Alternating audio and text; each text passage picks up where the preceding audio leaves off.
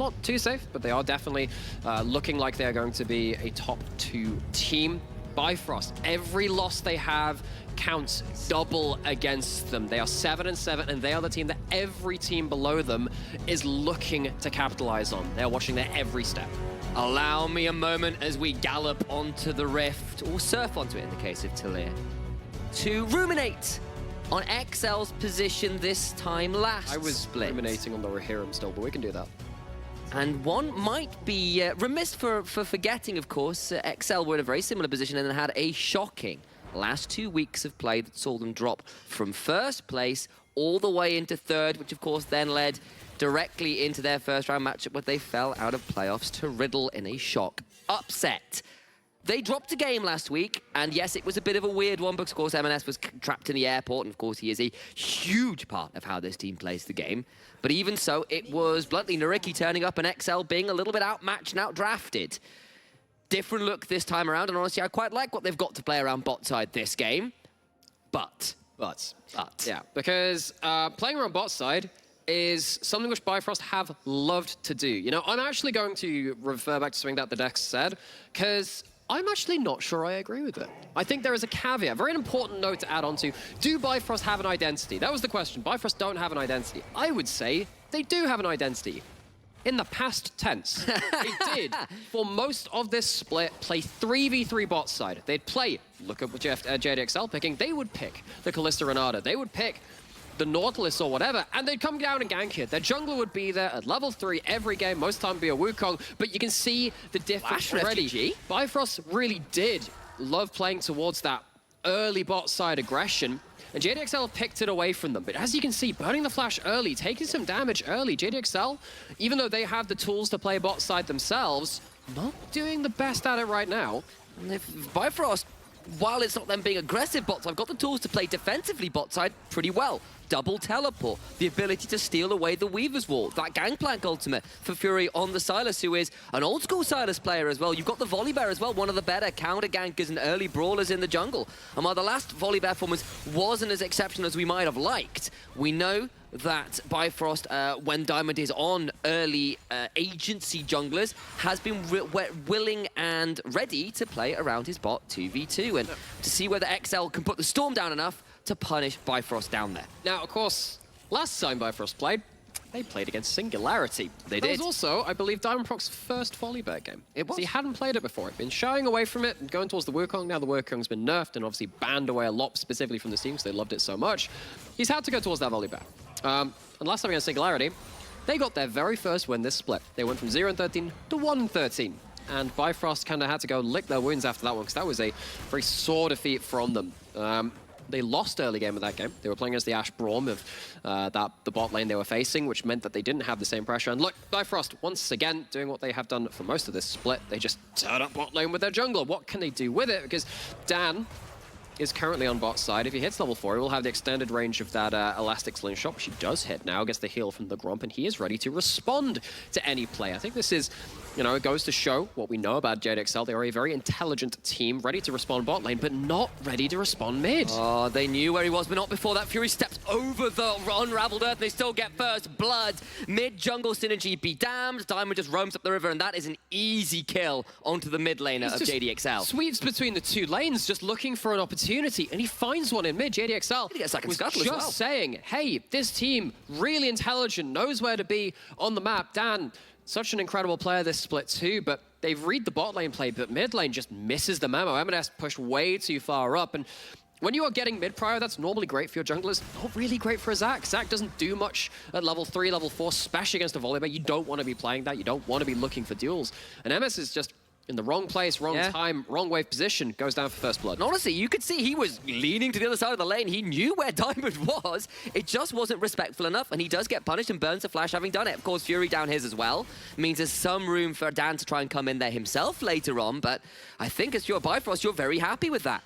I think for the most part you are. So, Bifrost walk away with a quick sucker punch to JDXL. They are fine in their solo lanes. Diamond Prox using that early dueling advantage of Volibear to get some advantages. You were talking about the double scuttle, talking about that gank. The question is, what more can you do with it? Because JDXL, I'm a little worried for them now, because they have this Kalista lane haven't really managed to do much with it. Because I'm going to take an extended point on this because it looks like junglers... Well, we got some reset from the bot side and the junglers aren't looking to fight, but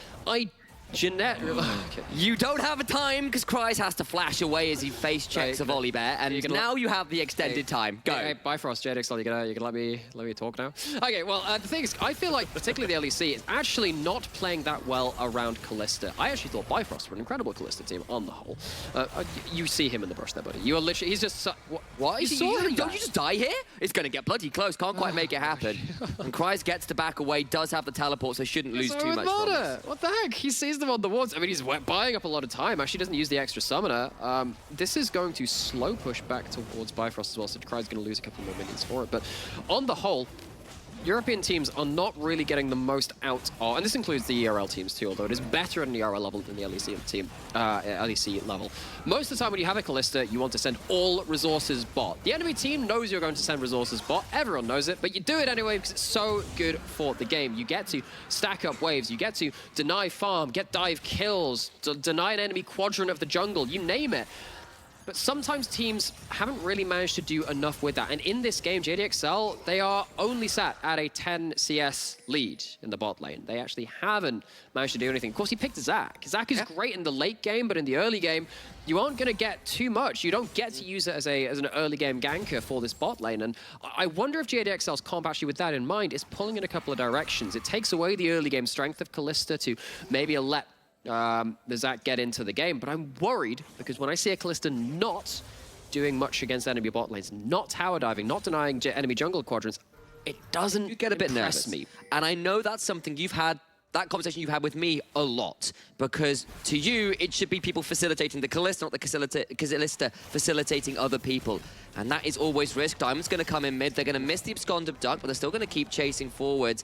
Not going to quite land, and Dan was around the corner anyway to potentially punish that. So attempt on mid lane again, but they can't quite get in range this time. And the punishment for the delayed back at the top side was, of course, the Dragon taking a Raptor camp as well. So there's at least that to JDXL, and that evens up the CS in the jungle, which had been going towards Diamond's favor, but he's got a fair amount of his own quadrants to clear right now. And we'll kind of check in with that a little later. His top side is a slight lead to Kryze, but nothing too much to write home about. And now that Shyvana's hit level 6, 7 even, and has Dragon's Descent available, is in a dangerous position as Fury does end up taking Naya. Needs to be actually in a lot of worry here. No flash, will not quite fall down to 18 HP. Close run stuff. M&S2, the damage check doesn't quite work out. No Kryze, flash. And there's a Dragon's Descent, and that's looking like there ain't no St. George in the top side. They'll get that one. Fury survives the cannon barrage as Dan went looking for the kill onto the Silas. He'll steal away the Raptors for the second time, but I think the kill onto the Gangplank is more than worthwhile. What a disjointed early game. Fury's actually staying under turret. He knows Dan is here. Oh, he's caught out. He's so caught out. Don't know about this one. Tomic damage! Fury turns it around. Solo kill onto the solo kill king. M&S just doesn't count the cooldowns, doesn't space correctly. You know you can walk up and sit at the edge of your Q range, and he gets too close. What a mechanical misplay by M&S. We are not used to that. And we know that this guy can sometimes be a little bit streaky, but that is not what you need to see in Kryze with no flash, a long way up. That's him throwing down the cannon barrage, and it's the sign to go. So, starts off with this top side play, but this is just a whole comedy of errors from JDXL. Top lane gets hit by the volley bear. Then the cannon barrage already used in the enemy jungle. Fury survives, and then the wave gets cleared out. But look at this, M&S, you don't need to be sat up this far. Doesn't count when the minions are dying. Takes a turret shot for basically no reason, greeting for a kill.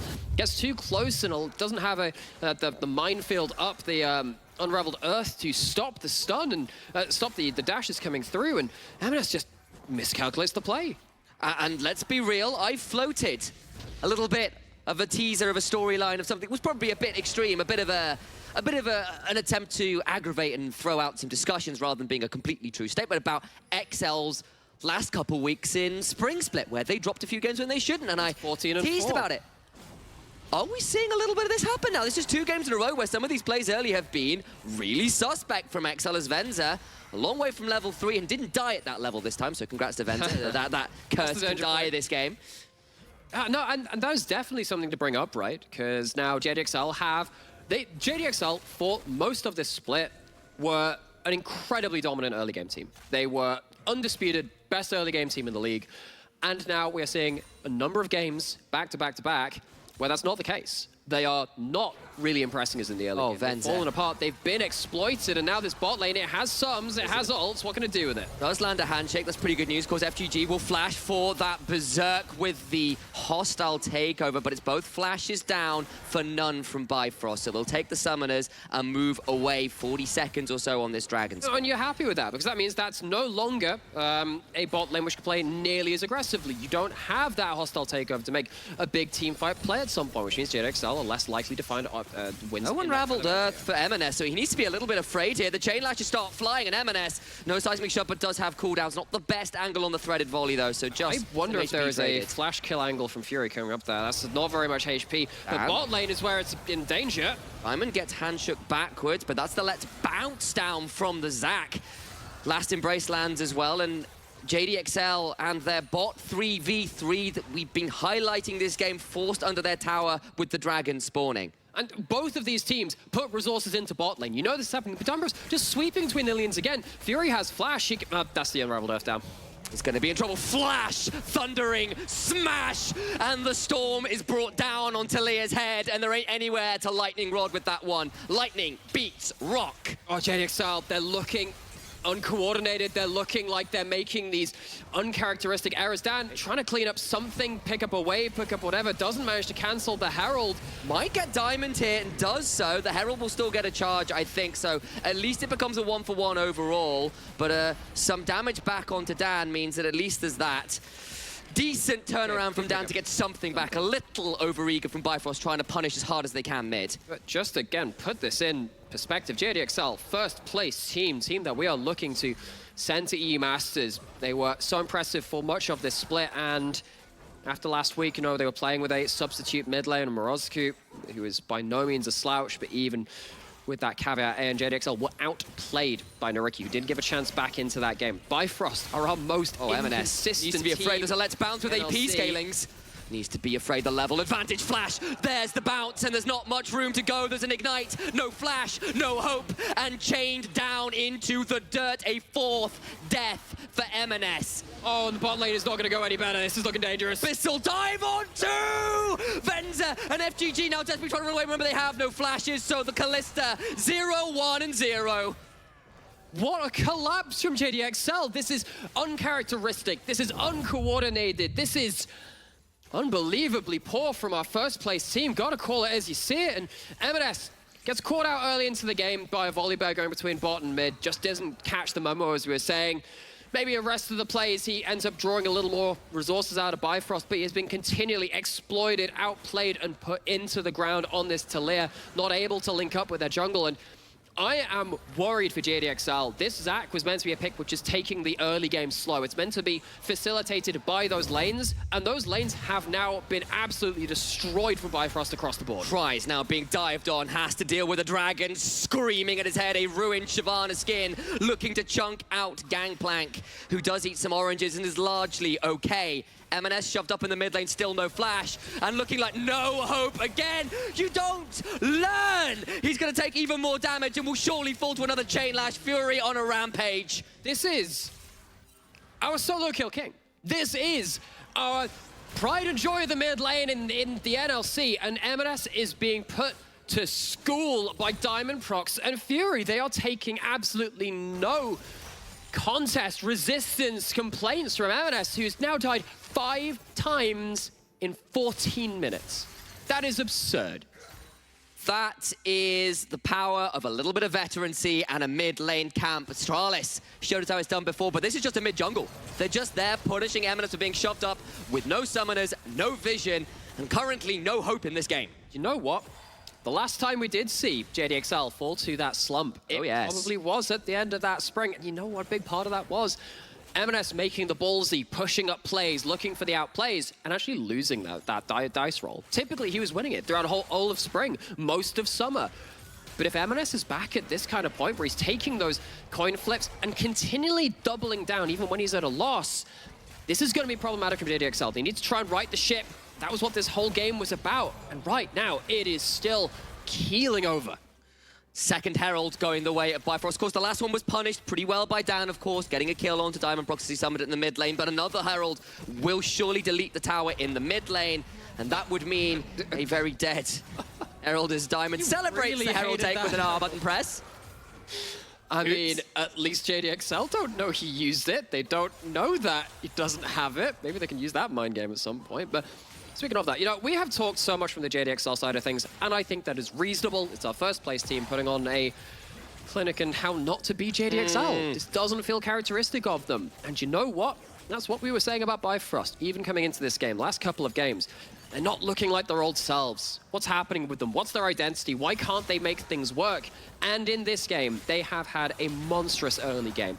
Diamondprox on a volley bearer champion, which he had shied away from a little bit, facilitating those lanes and doing such a damn fine job at it. All lanes now in strong positions, particularly Fury on this Silas. Bifrost, welcome back to the big club, but they're going to have to outplay on the bot side. Vower from Highway, but they've gone down that half-style takeover. Odie gets knocked up, and M&S is about down here as well. Odie trying to escape, will not do so. It's only one kill, though, and Diamond now running away, does not have the ultimate. Remember, Dan bouncing forward. Fury steals the Let's Bounce, though. Now they get on top of it. They've got a Weaver's Wall. They'll force Dan to flash now Highway around the other side as Diamondprox stepping forward, looking to maybe punish here. XL will extricate themselves with one kill to the good. Hey, so it's a winning play for JDXL, but it is only one kill.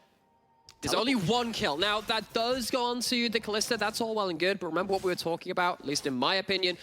If Kalista isn't stupidly far ahead and denying the enemy bot lane farm, taking over the enemy jungle, I don't think you should be picking Kalista. It's not the identity of the champion to be even and then trying to outplay into those teamfights. You want to be snowballing early. JDXL get a kill into the Kalista, but for me, that isn't enough. This early game hasn't been enough, and Bifrost are more than happy with it. At least Kryze gets some gold. At least takes down that turret. That is something for JDXL to work from. Problem is, 4 members from XL had to recall, and without using that second Herald, they get mid lane first turret. They get a turret in bot side as well. And yes, you've got a kill and a turret in top side, and that is great news, and it does even up that gold in top side pretty well for Kryze, who had been falling behind just a touch. But still, they've got the Herald to work with. There's Dragon spawning shortly, and that might be a way to help contest for pressure on the map before that one spawns. And Highway just gets shoved back, and maybe Flash Blown isn't going to die, though. Yeah, I think he chooses to use that flash, basically to save him a load of HP. Does have the teleport if he wants to reset for the dragon. It's now spawned a mountain dragon on a mountain rift. Very important in this game, with a lot of beefy members. JDXL have first entry to the river. They don't have the Kalista ultimate, importantly, though. Watch how that happens. Watch how this first big team fight happens. That's a big test for Bifrost. Their initiations recently have left a lot to be desired.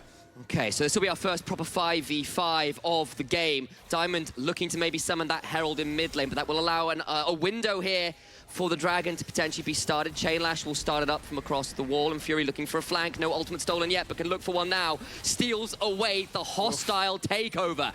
Out it comes, boiling across the rift. Lands onto 2! Renata is gone, but on this side, Odie is left out to try, but a Devour will keep him alive for now. The Kang Plank will steal away Highway, but Odie flashing away. Dan goes bouncing in, will not quite secure the kill, but Kryze and Venture to the backside, looking to turn this one out. Fury dominating, gets a hold of M&S, but look at Odie, still alive, finally falls. Shikari is a dragon, crawling alive. Venza trading out with Diamond full of spears, but he will surely die, but not quite in the pit. Fury and Shikari get the dragon, though. Oh, it's an absolute mess. Bifrost maybe looking for a stronger team fight victory than that one, given the gold lead. Venz is overstayed in bot side. He'll have to say goodbye to his life with only 100 HP to his name. Fury made a mess of the team fight. We'll make a mess of the AD carry to top it off. Rammus is okay, but Venza is not. He got the kill on Diamond, though that was damn close. And Fury, this member we've seen be so quiet over the last few games, now 8-0-1. It was a messy fight, but it was one that Bifrost come out on top of. But the thing which is confusing to me, JDXL see that Renata all charging up and flying at them.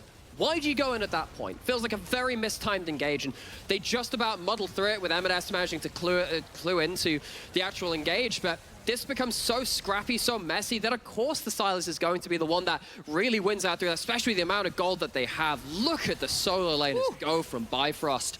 It is a messy fight. I do think that JDXL get more from it than I thought they would do on the way in, especially given their relative levels of power and how far they'd been down in the early game. But it's still a win for Bifrost. Shikari looking to start hunting Atalia, The dragon roars. The flame breath starts spinning. A seismic shove will force her back briefly. But another E landing, continuing to hunt for more, but even with the twin breaths around, not enough to quite chase down the Talia this time around. And the thing is, it just forces M&S away from the side lane. Has that ultimate, can join it, whatever fight they want, but if they're half HP, less likely to do so. And Shyvana doesn't really care that much about ult cooldown if they are currently hitting waves and just auto-attacking. Reminder that for Shyvana, she does gain Fury stacks over time. That is, of course, when that reaches full, she gets the ult. She also gets it from auto-attacking. If you're in a side lane, you're auto-attacking like Shikari's doing there. You can already see that's a quarter of the cooldown back. He's fine to trade his ult for poke and use it on a lot of cooldowns. Gone for the Warmogs as well here. Really happy to trade that ult HP for the trades. It's off cooldown so quickly. And then just heal straight back up when you're back in your standard human form. Build up that Fury and be ready to go straight away again. And yes, Venza's hit that 2 items, but last fight he spent the entire time running away from Diamond Brox, not hitting anybody else. And you need to get more out of this Kalista. You're a 0-6-2 Talia in the mid lane. You're really looking at this gangplank and hoping that he, with the 2 items, can make something happen in these fights. Yeah, 0-6-2 for M&S. You know, don't want to harp too much on it. Obviously having a very poor game, but M&S, we've come to expect so much from this player. This is normally the rock, the playmaker, the explosive play of JDXL. They're looking for an engage right now. Power comes through. That's Fury going golden. The cannon barrage comes out, but Fury with the stolen Let's Bounce gets taken up with the hostile takeover. 1 dead already. That's Diamond Prox. And actually XL win this fight. Jungler and mid laner dead alongside the support. And Shikari wasn't there.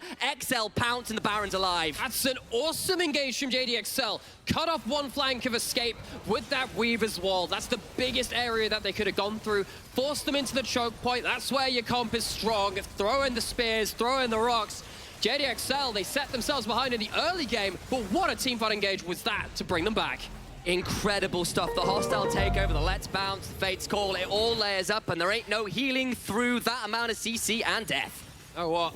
We were throwing a lot of questions towards M&S, and why wouldn't you, right? When you're 0-6-2, anyone would have questions on them. But that is a great combo between him and Dan. Just force them into the right kind of right choke point, cries, barrels, ultimate, everyone firing into this very condensed space. JDXL find a miracle way to get that kind of team fight. That's a lovely engage. And I think really Bifrost probably ought to have left their support out for dead there. You don't want to fight in that choke point, and they get really punished for it. Still, you know, in a gold lead right now, it's only 1,000 or so, and of course their Baron will allow JDXL to try and recoup some of their losses, but Bifrost by no means out. And in fact, do think they scaled pretty well this game, of course, but that was a needed turnaround for XL, who were becoming desperately far to being out of this game. Now Fury in trouble on the side lane. Okay, so what can they do with the stuns? Actually managed to tag him with that. I don't know what they still want this. He's still got stopwatch and of course the ability to steal an ult or two, so be forced away from defending this tier 1, but nothing else really popped. No, it means that he's not there to defend the tower. Bifrost responded in the mid lane, but remember they have the global of the Weaver's Wall almost on, well actually no, it is available, it's just you can't cast it while you're in combat, which I was confused with M&S's little type. Right, Like, that's a very low cooldown for that. Forgot about that change. So Bifrost getting some vision control in the river, dragon spawning. They've managed to prioritize it. That high weight flashing away from the engage. Stretching strikes land. He's now going to get rooted out and will surely fall. Dies 35 seconds, but he has got teleport, so can rejoin this fight. Okay, the long-range engagement with AXL is becoming really difficult for Bifrost to deal with now. They've been caught out too many times. Gets stunned under tower, but now they can try and turn it around to Diamond Prox, who's taken pretty low. Will avoid the handshake though, and with the last minute of this Baron buff, will try and use the health bar advantage to shove into this mid lane, secure that one. Do so. Fury looking for ults to steal, probably looking for that hostile takeover again. See how much flash threat he had with that around that one dragon fight. Dragon up now. Dan on cooldown, causing so much trouble. Blastcomb forces people away, but now XL actually a little bit split up. The stolen cannon barrage doing a lot like Dan, taken pretty low. Fury goes golden, but he's in a bit of an awkward position. Already Renata is dead. Venza so low as well as the dragon has spawned, and Highway has teleported in. Fury forces a flash out of M&S, and now XL may have overstayed their welcome. Gonna try and play this one as best they can. Look at the dawning shadow onto M&S, taken down about 10% HP. Chain Lash secures him, Dan goes in, but there's no one there to support. He's popped into the globules, and I don't care how many small bobs you go into, there is no escaping this one. He melts away like a summer's day in the UK. Oh, Venza, same place around the dragon. He's left out to dry, and no route to escape. And this time, Bifrost find themselves the dragon fight they were looking for. JDXL went through a period of using that long-range engage so well, but they can't twin it together. Bifrost finally find themselves a crushing victory to open up the map some more. They do, and with the death timers, they can maybe look for Inhibitor, but they decide against it. They'll back away with that tier 2 and another dragon to their name and put themselves back in control of the game after that lost Baron. Let's have a look at this again, because honestly, Dan goes in and can't quite make it stick. Oh, and you're going on to the 2 members with the most ability to defend it. And this is one of the problems I have when teams go very, very deep. It feels like you artificially flank yourself. If anyone watched the Fnatic game that they lost against Misfits in the LEC, similar kind of thing. You kind of get a bit ballsy, a bit overbold. You jump into the enemy jungle and you think, oh wait, we've actually gone beyond our territory, and we get it gives them an ability to split us up and conquer us. And that's exactly what Bifrost ended up doing, chasing them back into the river and taking the fight with it. Indeed, it does. It secures them a dragon. It secures them another team fight victory. And Bifrost, a team, we had some criticism about their team fight decision-making over the last few weeks and games. Looking a lot more cohesive in this one, though, of course, a lot of that is off the likes of Fury getting strong early on.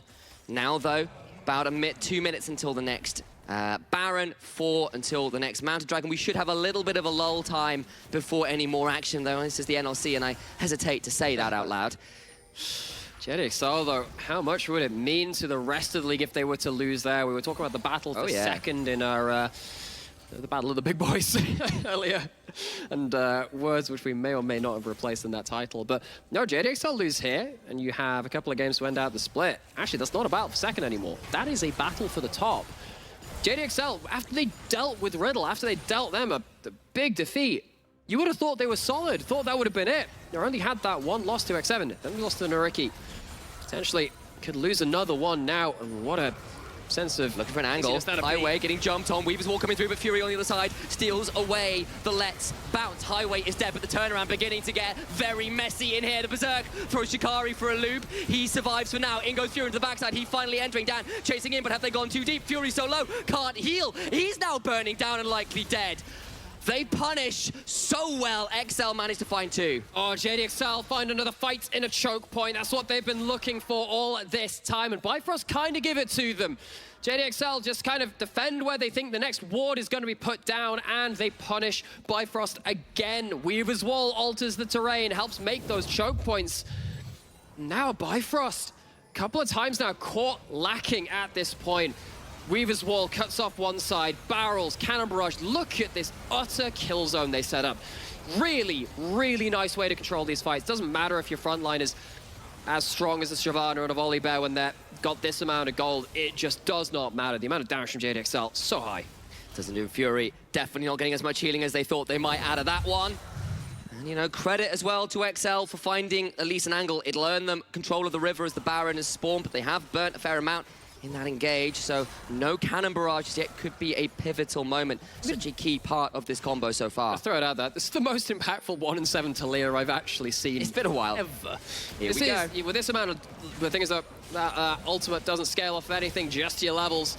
Now JDXL using this momentum they've gained to start and take the Baron. And with Ren, there's no way of getting in on that one, but XL might still have trouble escaping from the pit. Dan looking for a turnaround, misses the elastic slingshot, gets slowed down by the chain lash. Fury looking to maybe go a bit further. Shikari slowed down though, and the range advantage proving problematic as Diamond Procs ults over the wall, looking for an angle. Has got flash, could try and get in onto Kryze, he'll keep him away. Dan finds the stretching strikes, but it's going to be thrown down and dies. Massive stolen hostile takeover. Now the rest of Bifrost can hunt down the remaining members. It's a stolen hijack, a stolen Fate's Call, I apologize, a double for Shikari. FGG falls, and they get the Baron, but everybody else is set up to fall. Only Kryze survives for now. He's got flash, and he might just about get out alive. I call it a Fate's Call, why don't you? Fury pulls in an extra member to deal with that pesky, slippery Kalista, shuts them down, and JDXL, that was meant to be their game-winning fight, but I feel like maybe they overshowed their hand. They overplayed it a little. I think they maybe could have just left a couple of people to die, escape with the others.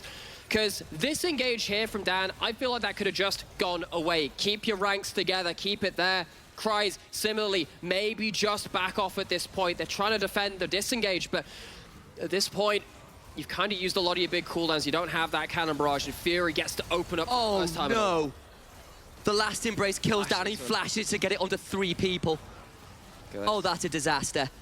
It's it's one mistake amongst... The thing is that is a mechanical misplay. That is. I think the bigger misplay is actually choosing to defend this retreat as heavily as they did. I think you give up 1 or 2 people, you let the others escape. With the fact that they die with that many people is really, really bad for them. It means that you have lost your resets for the next dragon. It means that you don't get to use this Baron while it's in its kind of fruition. Kryze, sure, gets to push in that side lane, but for me, that is a mechanical misplay. The small part, big part is, why are you even fighting it?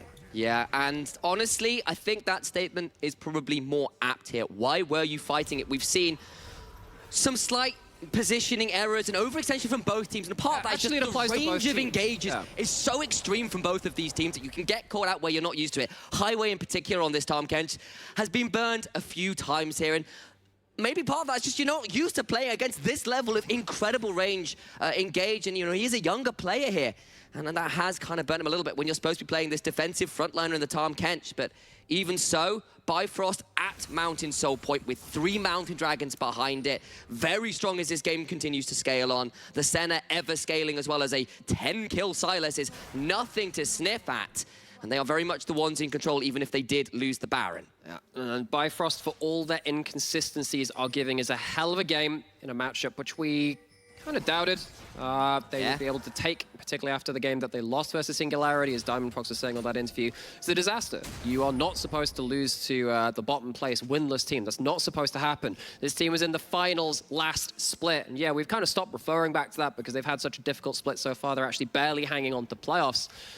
But a win here would go to a long distance in silencing some of that criticism and get them more firmly onto the radar.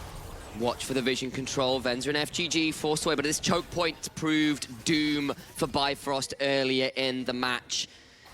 They've done a lot of work with this Renata, with this cannon barrage from Kryze, but now they must hold the line for the next 5 minutes. Well, Dan off vision in the Raptor pit. It's an old school Zac combo. Gets in onto 2, but I don't know whether that's going to be enough. The turnaround is pretty good from Bifrost. They get a massive root into that Dawning Shadow. Over the wall comes Shikari, throwing down the fire and the fury. They steal away the cannon barrage, and now they throw it down in turn. M&S left out in that massive rain of bullets. Odie gets it with a flash forward and the piercing darkness to put him into the dirt. FGG flashes forward for the hostile takeover. They'll turn it around onto Diamond Prox, who goes down, but it's still 2 dead. It's still more. A triple for Odie. Can he make it even more? I just don't know. Kryze and Dan remaining, and Bifrost melt through the remains of XL, and suddenly they are looking down the straight. Have a teleport coming up in a couple of seconds with Fury going back to base, topping up an HP. Literally, they have a barrel chain to work with and a little bit of Zac damage. How can they defend this? They've got to hold on, or XL are about to face down the barrel of another defeat. Kryze faces the Abyssal dive, and the Abyss stares back. Dan gets dived on. Bifrost are back, baby. XL fall. Bifrost trying to get into that net even for the first time. 8 and 7, and Shady XL, they were sitting pretty for a little while in first place. Taking another loss, that is getting